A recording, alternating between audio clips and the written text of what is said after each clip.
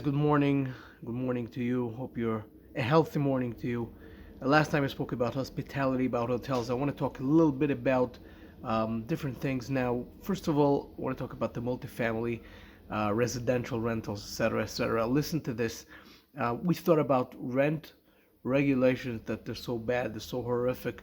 Right now, looks even much worse because if people are not going to have the ability to pay rent, what are we going to do then?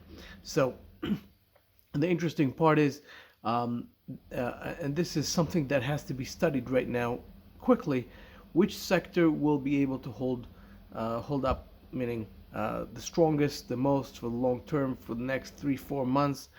You have to make the distinction between the things. HUD, interesting enough, which is not desired by me and by many other people. HUD became something that would be more stable because if the government is paying the rent, then this is something that you know it's coming, you know it's there, and becomes something very interesting.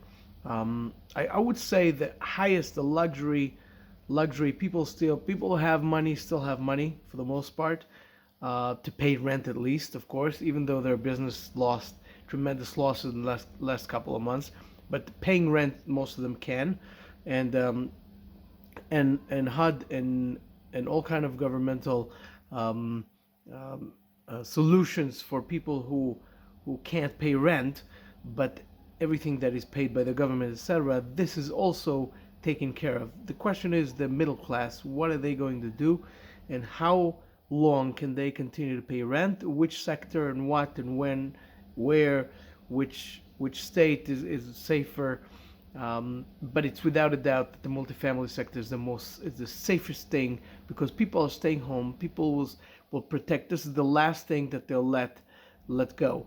Okay, they have to live in an apartment, in a house, in a place. That's another thing. The one thing I'm very worried about is the retail sector, because we were talking about years and years. We're talking about what's happening with the retail sector and what Amazon did to it, and that they have to reinvent themselves, etc. And finally, people are reinventing themselves.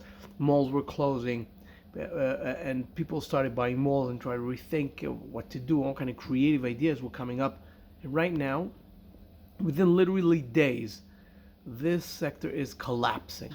I saw ICS is reaching out to the government to get some funds for people who have shopping centers and malls. And right now, this thing in it's just one day, path. It's like it's going down. People are not going out. People are not buying, and very bad. So different sectors are suffering different ways, but I think that the one sector that is still holding on to things is the multifamily sector, is the residential sector, because people still need to find ways to live in their homes.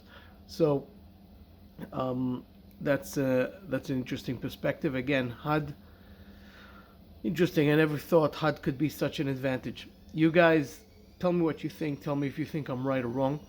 Take care of yourself. Stay safe. Stay healthy. Let's, how to say, we're in this together. Let's go through this. Take care, you guys.